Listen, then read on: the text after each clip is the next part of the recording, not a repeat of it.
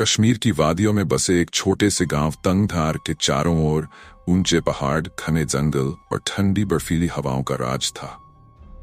दिन में यहाँ की खूबसूरती अद्वितीय थी, लेकिन रात होते ही यहाँ की हवाओं में खौफनाक सन्नाटा पसर जाता था। लोग कहते थे कि बॉर्डर के पार बर्फ से ढके ऊंचे पहाड़ों के पीछे एक पुरानी जगह है जहां कभी कोई जाता है तो वापस नहीं आता। यह कहानी शुरू होती है गांव के दो दोस्तों वसीम और असलम से, जो बचपन से साथ पड़े हुए थे। दोनों सेना में भर्ती होना चाहते थे और हर रात बॉर्डर के पास बने जंगल में दौड़ने और शारीरिक अभ्यास के लिए जाते थे। लेकिन गांव के बड़े बुजुर्ग हमेशा चेतावनी देते थे कि बॉर्डर के उस पार न जाएं। वहां एक ऐसा खौफनाक राज छिपा है जिसे जानना इंसान के लिए मुनासिब नहीं। एक दिन गांव में यह अफवाह फैल गई कि बॉर्डर पर कुछ अजीब घटनाएं हो रही हैं। कई सैनिक रात की गश्त के दौरान गायब हो रहे थे, लेकिन वसीम और असलम ने इस अफवाह पर ज्यादा ध्यान नहीं दिया। उनकी जिज्ञासा ने उन्हें बॉर्डर के उस पार जाने का फैसला करवा लिया। रात का वक्त था, चांद बादलों में छिपा हुआ था और चारों ओर सन्नाटा पसरा हुआ था। वसीम और असलम एक पुराने नक्शे के सहारे बॉर्डर के उस पार जाने की तैयारी में थे। उनके अंदर डर और रोमांच का अजीब सा मिला-जुला एहसास था। जैसे ही बॉर्डर पार करके जंगल की ओर बढ़े, ठंडी हवाओं ने उनका स्वागत किया। चारों ओर सिर्फ बर्फीली चुप्पी और घने पेड़ों का अंधकार था। अचानक उन्हें दूर एक पुरानी इमारत की परछाई नजर आई। ये वही जगह थी जिसके बारे में गांव वाले कहते थे कि वहां रूहें बसती है। दोनों ने एक दूसरे की आंखों में डर को महसूस किया, लेकिन उन्होंने कदम पीछे नहीं खींचे। जैसे ही वे इमारत के करीब पहुंचे, एक अजीब सी ठंड उनके बदन में घुसने लगी। वह जगह एक पुराना टूटा फूटा किला था, जिसे देखकर ही खौफ का एहसास होता था।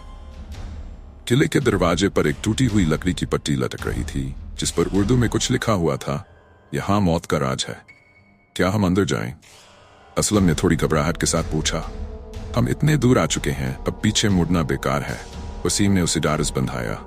जैसे ही वे अंदर दाखिल हुए, वहां की ठंड और सन्नाटा उनके रोंगटे खड़े कर देने वाला था। किले के अंदर की दीवारें खून से सनी हुई लग रही थीं और फर्श पर अजीबोगरीब निशान थे, जैसे कोई घिसटते हुए यहां से गुजरा हो। अचानक उन्हें एक कमरे से धीमी धीमी सरसराहट सुनाई दी। दोनों ने कमरे की ओर कदम बढ़ाए, लेकिन जैसे ही उन्होंने दरवाजा खोला, ठंडी हवा का एक तेज झोंका उनके चेहरे पर पड़ा और सामने एक परछाई खड़ी नजर आई।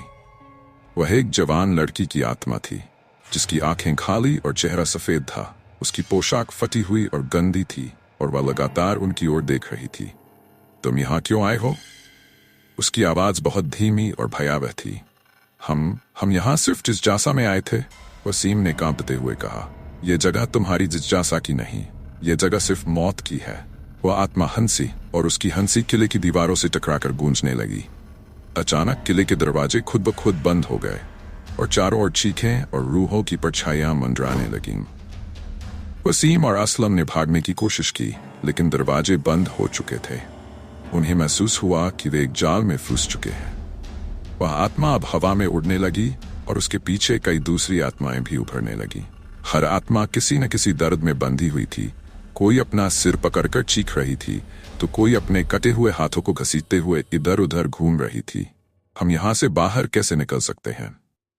असलम ने हिम्मत जुटाकर पूछा। आत्मा ने जवाब दिया, ये किला उन्हीं का घर है जो युद्ध में मारे गए और जिनकी आत्माओं को कभी मुक्ति नहीं मिली। यहाँ से बाहर निकलने का एक ही तरीका है, तुम्हें इन आत्माओं की तृष्णा को शांत करना होगा। कैसे? वसीम ने कांपते हुए पूछा। तुम्हें उनके लिए उस युद्ध को फिर से लड़ना होगा। इतना कहकर आत्मा गायब हो गई और किले के हर कोने से सैनिकों के हथियारों की आवाजें आने लगीं। वसीम और असलम को ऐसा महसूस हुआ कि वे किसी युद्ध के मैदान में हैं। चारों तरफ घायल सैनिक, गोलियों की आवाजें और मरते हुए लोगों की चीखें गूंजने लगीं। दोनों ने हिम्मत जुटाई और उन आत्माओं के साथ लड़ने का फैसला किया। लेकिन ये लड़ाई इंसानों के बीच नहीं थी, ये लड़ाई जीवित और मृत आत्माओं के बीच थी। रात भर दोनों दोस्त आत्माओं से लड़ते रहे। जब सुबह की पहली किरण ने किले की दीवारों को छुआ, तो सारी आत्माएं अचानक शांत हो गईं। दरवाजा खुद ब खुद खुल गया और वे दोनों बाहर आ गए। वापस गांव लौटने के बाद दोनों ने उस खौफनाक रात का जिक्र किसी से नहीं किया, लेकिन उनके चेहरे पर हमेशा के लिए एक डरावनी छाया छप गई थी। गांव वाले अब भी उस किले की कहानियां सुनाते हैं, लेकिन कोई भी उस जगह जाने की हिम्मत नहीं करता। कहते हैं कि उस रात की लड़ाई के बाद भी किले में कई आत्माएं अब भी इंतजार कर रही हैं। उनकी मुक्ति अभी बाकी है।